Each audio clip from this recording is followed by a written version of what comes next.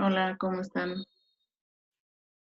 Bueno, para continuar con la revisión de los métodos, hoy desarrollé el método para la detección de Staphylococcus aureus en alimentos. Esto de acuerdo con la norma 210, que como ya les había indicado, fue una norma de posterior creación a todo el desarrollo de estos métodos que tenían una norma distinta cada uno de ellos. Entonces voy a compartirles mi pantalla.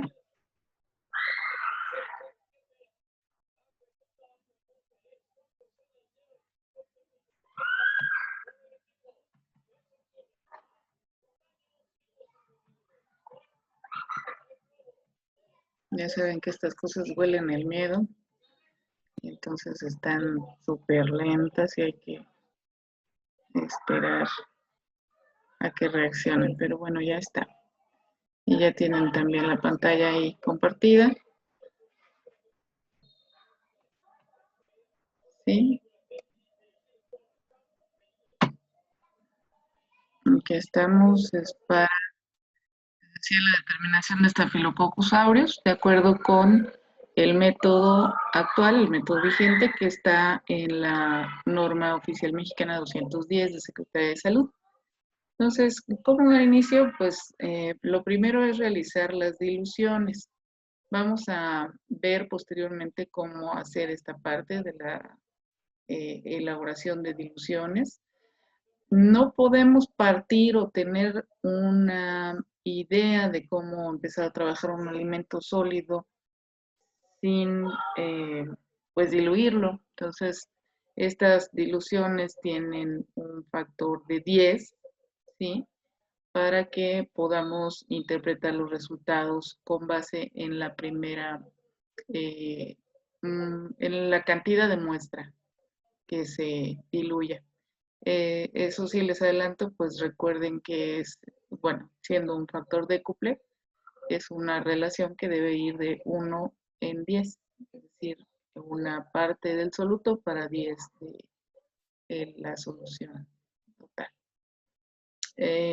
Ok, si se sospecha que el alimento contiene bajas cuentas de Staphylococcus aureus, es necesario aumentar el límite de detección en un factor igual a 10, inoculando 1 mililitro de muestra directa si esta es líquida, caso concreto cualquier alimento en esta presentación, o de cada dilución distribuida en 3 placas de la manera siguiente. Es decir, podemos partir de una primera dilución que sería 1 en 10 e inocular de 0.4 y 2 cajas más, 2 cajas de Petri más con 0.3 y 0.3. Y como nos está indicando acá, sobre la superficie de las placas de Agar by Parker por duplicado, es decir, tendría yo 2 cajas de Petri con 0.4, 2 más con 0.3 y 2 más con 0.3.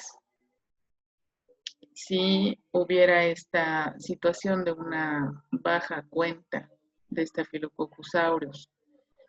Esto aquí se trate de hacer el esquema. Entonces tenemos lista la placa con el medio ya preparado, ya solidificado.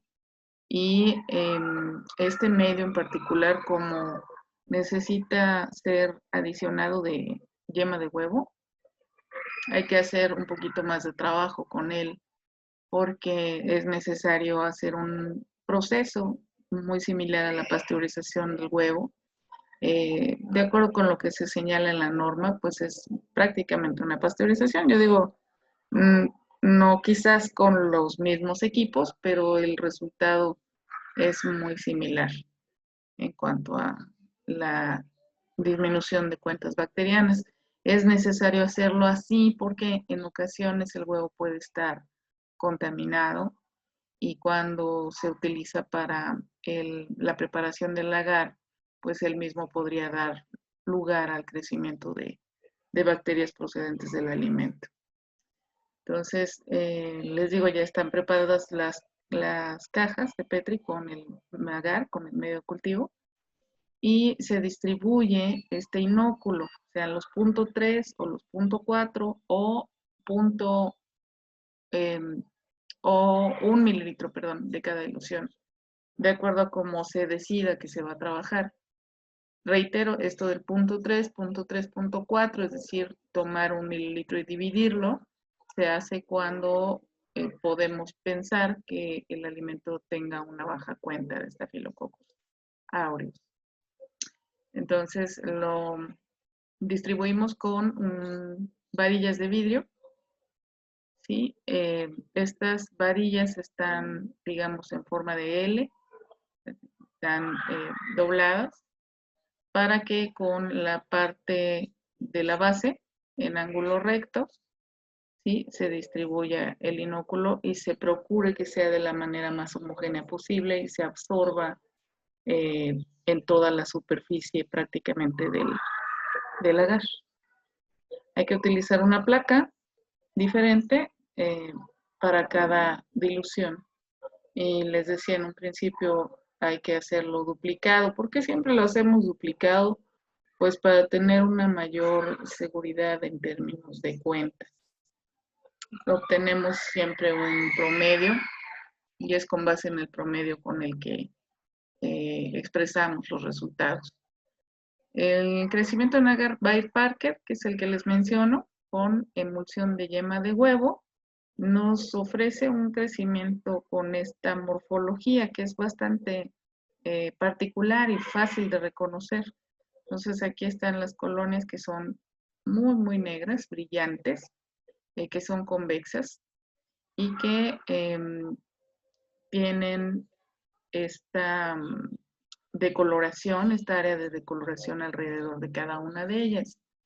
¿Por qué se da esta área de decoloración? Pues justamente estamos empleando la yema de huevo para que con una de las enzimas que le es propia a la gente, en este caso la lecitinasa, se haga evidente esta decoloración, esta forma de reacción enzimática. Entonces, se incuban las placas, igual que siempre, en forma invertida para evitar el agua de condensación, de 44 a 48 horas. Este dato es muy importante. Hay que hacer una revisión a las 24 horas y luego hacer la cuenta a las 48, a 36 grados centígrados. Y buscar las colonias con morfología colonial típica o atípica. En este caso, pues tenemos ahí el crecimiento, les digo, caracterizado por esta decoloración. Sin embargo, puede ser que pudiéramos tener algunas, como en este caso, donde no se observe y la reacción atípica, no obstante, no resta la posibilidad de que pueda ser Staphylococcus aureus. Se seleccionan las placas que tengan un crecimiento que pueda contabilizarse de 15 a 150 colonias típicas y atípicas de Staphylococcus aureus, o seleccionar las placas de las diluciones más altas. Es decir, si no tienes por lo menos estas 15, selecciones las placas con las diluciones más altas, ¿sí?, cuando se trata de un crecimiento muy pobre, o seleccionar las más altas concentraciones, perdón, las más altas diluciones, cuando tienes mucho crecimiento, ¿sí? De tal forma que realmente puedas verlas lo suficientemente separadas para poder seleccionarlas y poder, ¿cómo decirlo? Pues manejar en mejores condiciones, aisladas. Cuando las placas tengan menos de 15 colonias típicas, agregar la nota de valor estimado al reporte de resultados. Seleccionar por muestra 5 colonias típicas para su confirmación o 5 colonias atípicas, dependiendo del crecimiento que observes. Y lo primero que vamos a hacer una vez seleccionadas las colonias, que por cierto es necesario marcarlas, es decir, con ayuda de un marcador en la parte en la base de la caja de Petri, necesitamos señalarlas para poder identificarlas y hacer algunas pruebas más con ellas. Pero el primer paso es este, ¿no? Realizar una tinción de Gram, que si ustedes gustan también revisaremos cómo se lleva a cabo la metodología, por si no lo recordaron. En el caso de encontrar bacilos positivos, es decir,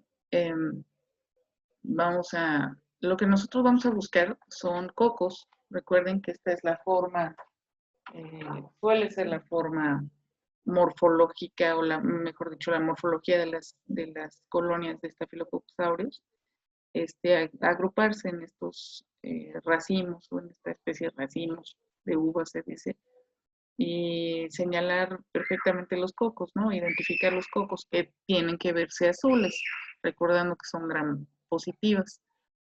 Entonces, si llegaran a verse no los cocos, sino se llegaran a encontrar únicamente bacilos, pues ya no será necesario hacer la prueba u otras pruebas para reconocer a la gente, ¿sí? ¿Qué más?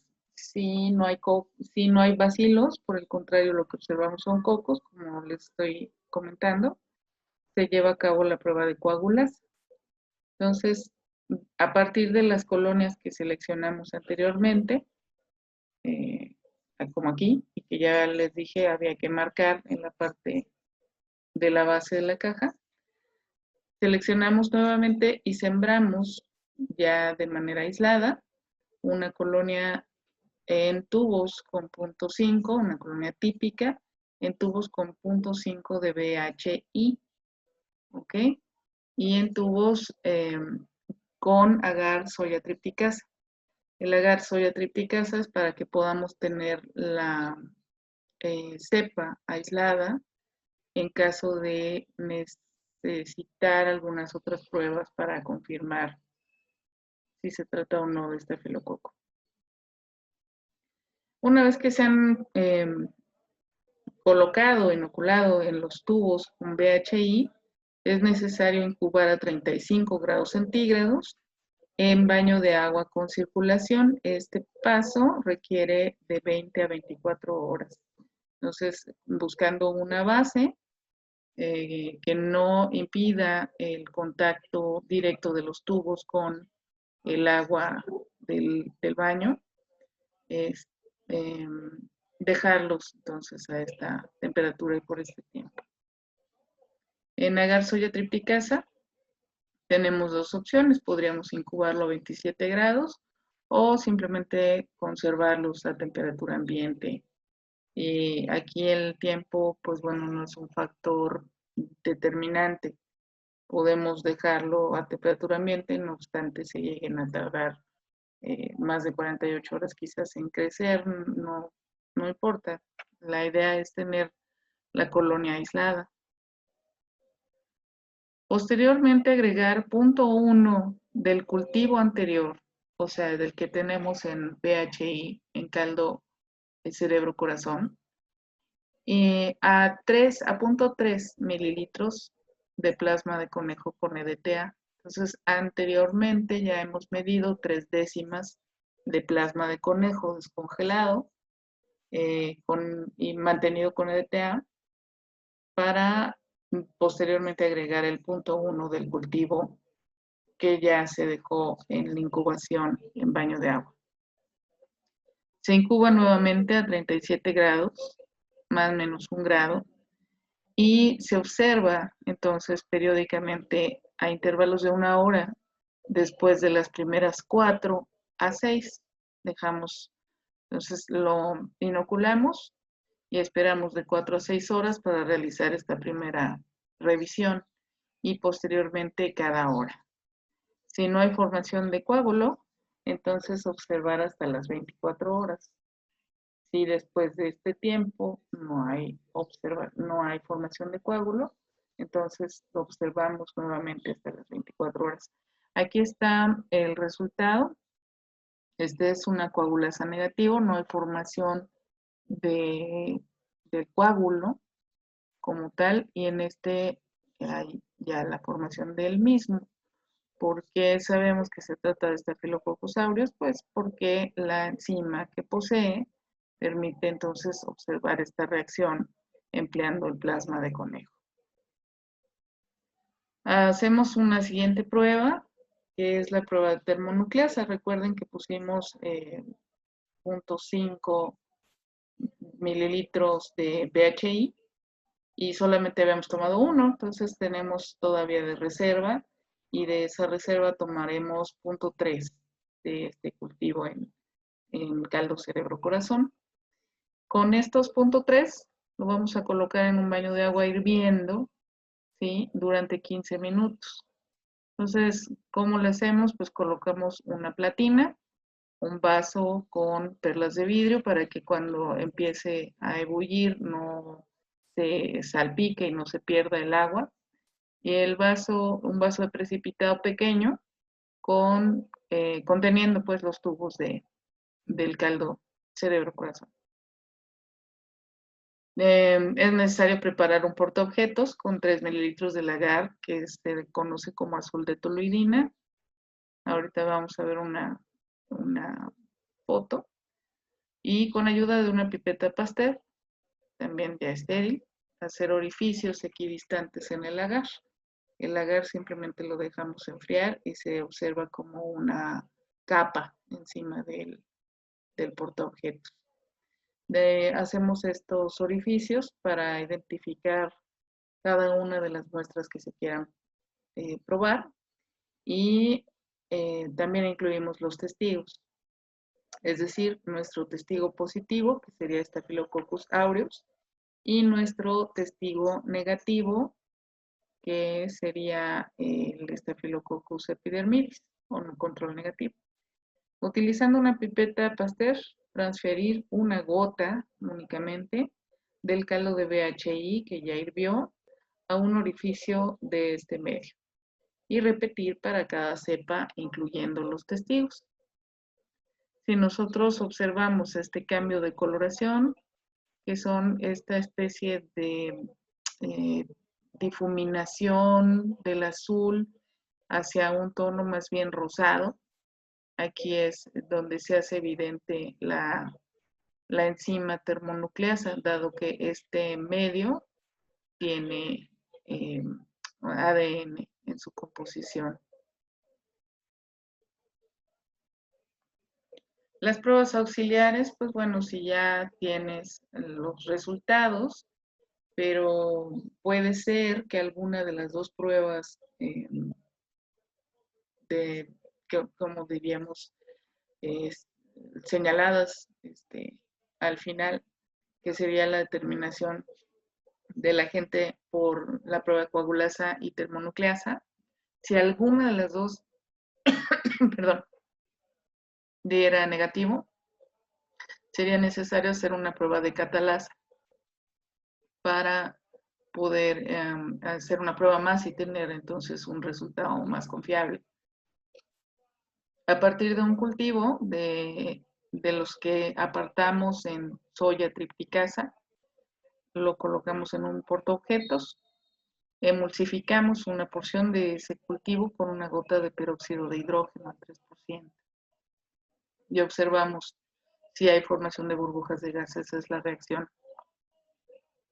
Aquí está ilustrado. Entonces tenemos una catalasa negativo, ¿sí? Aquí ya se agregó, se dispuso del cultivo, ¿sí? Y se agregó el peróxido de hidrógeno a la oxigenada y no hay reacción. Aquí se formaron las burbujas, pues esta es la reacción positiva.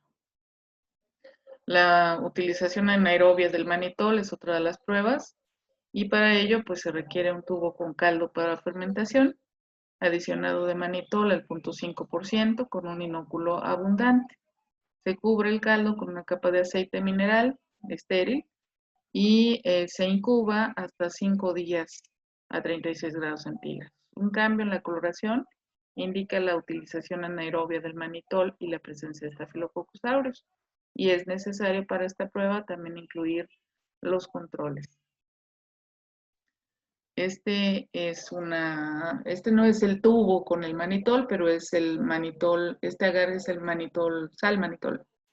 Y aquí lo que nosotros vemos es ese cambio que también observaríamos en el tubo, al generarse la fermentación del azúcar, ¿sí? El medio es de un color rojo claro y una vez que se ha hecho manifiesta la fermentación, se cambia a este amarillo.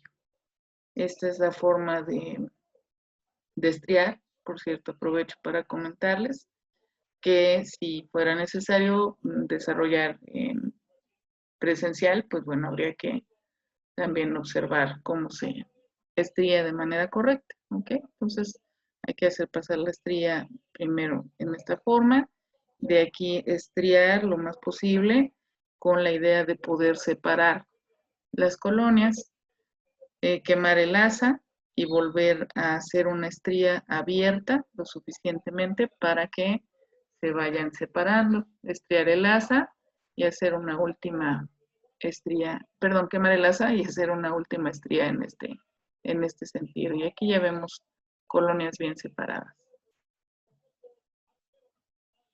Y otra prueba más es la utilización anaerobia de la glucosa. Bueno, esto es la base de la prueba, y en la que también se inocula un tubo con caldo glucosado para la fermentación de la misma al 0.5%, y se emplea igualmente un inóculo abundante del agente aislado.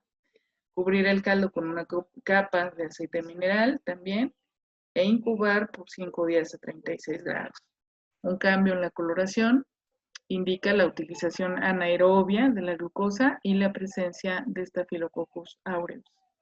Estamos agregando, recuerden, el aceite mineral con la finalidad de aislar, de lograr entonces un ambiente anaerobio para ello.